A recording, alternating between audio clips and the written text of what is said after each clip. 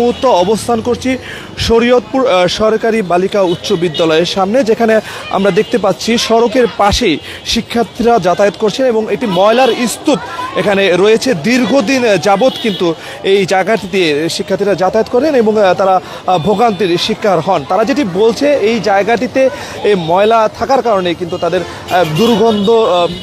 দুর্গন্ধজনিত সমস্যা হয়ে থাকে। এবং আমি যদি এদিকের চিত্র দেখানোর চেষ্টা করি, শুধু বালিকা উচ্চ বিদ্যালয় নয়, এখানে কিন্তু কয়েকটি শিক্ষা প্রতিষ্ঠান রয়েছে, বিশেষ করে শরীয়তপুরের জেলা স্কুল, বিশেষ করে পালংতোলা গুরুদাস সরকারি উচ্চ বিদ্যালয় এবং কালেক্টরেট পাবলিক হাই স্কুল। এবং এই জায়গাটিতে স্থানীয় বাসিন্দারা ময়লার ফালার ফলে কিন্তু তাদের সমস্যা। আমরা একজন শিক্ষার্থীর সাথে কথা বলার চেষ্টা করি, আসলে এই যে স্কুলের সামনের সড়কের পাশে ময়লাগুলো দেখা যাচ্ছে, এতে আপনাদের কি ধরনের ভোগান্তি?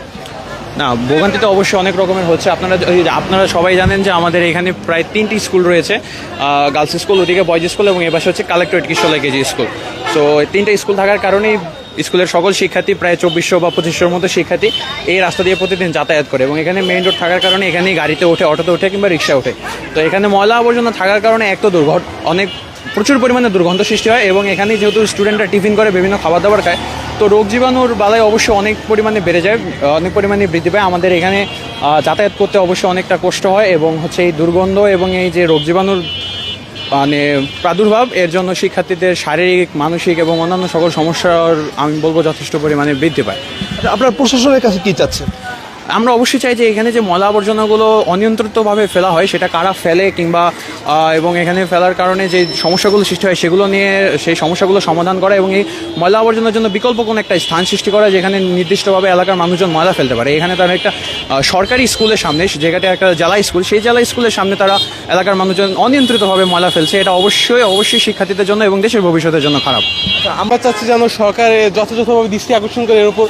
এখানে শুধু একটা যে বালিকা উচ্চ বিদ্যালয়ের লোক যাতায়াত করে এরকম না, বিভিন্ন সাধারণ শিক্ষার্থী আছে, যেমনটি আমাদের স্কুল আছে, আরও নানা ধরনের স্কুল আছে যারা এখান থেকে যাতায়াত করে, তাদেরও নানা ধরনের ভোগান্তির সৃষ্টি হয়।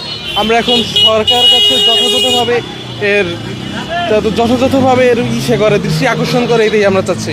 ধন্যবাদ আপনাকে। শুনছিলাম সাধারণ শিক্ষার্থীর কথা। আমরা এই দিকে চিত্র যদি দেখানোর চেষ্টা করি, কয়েকশো নারী শিশু শিক্ষার্থীরা যারা সরকারি বালিকা উচ্চ বিদ্যালয়ে লেখাপড়া করে থাকেন, তারা কিন্তু এই দুর্গন্ধ এবং এই জায়গা দিয়ে যাতায়াত করে থাকেন। এবং যেহেতু এই বর্ষা মৌসুম, এই মৌসুমে কিন্তু যেই এডিস মশার, সেটির উৎপত্তি স্থল হয়ে থাকে ডাবের খোসা এবং ময়লা আবর্জনা থেকে কিন্তু এই দুর্গন্ধ ছড়িয়ে থাকে এবং বিভিন্ন রোগ হয়ে থাকে সে সাধারণ শিক্ষার্থীদের, এবং তারা বেশ ভোগান্তিতে পড়ে থাকেন। তা বলার চেষ্টা করবো, এই যে পৌরসভার একটি গুরুত্বপূর্ণ পয়েন্ট, আপনি আপনার সন্তানকে নিয়ে যাচ্ছেন, এই যে ডাস্টবিন না থাকার কারণে প্রতিদিনই শিক্ষার্থীদের দুর্ভোগ পথ হচ্ছে, দুর্গন্ধ হচ্ছে এবং রোগবালাই হওয়ার সম্ভাবনা রয়েছে। এই বিষয়টি আপনি একজন অভিভাবক হিসেবে কীভাবে দেখছেন?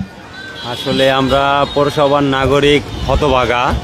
শুধু এই জায়গায় না, আপনার জায়গায় এখানে একটা স্কুল প্রতিষ্ঠানে এই জায়গাটা প্রতিদিন হাজার হাজার স্কুলের স্টুডেন্ট যাতায়াত করে, যে পরিষ্কার পরিচ্ছন্ন না কি মানে রঙ্গ, এই যদি হয় আমাদের অঙ্গ, আর এই থেকেই সবচেয়ে জীবাণু ছড়ায় বেশি।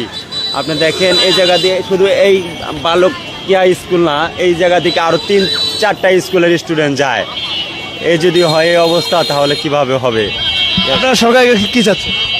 আমরা সরকারের সাথে যাচ্ছি প্রতিটা জায়গায় ড্রেন ব্যবস্থা থাকবে, তারপরে আপনার ডাস্টবিন থাকবে, আর প্রতিদিনের ময়লা প্রতিদিন পরিষ্কার করতে জানি পারে, এটাই চাচ্ছি।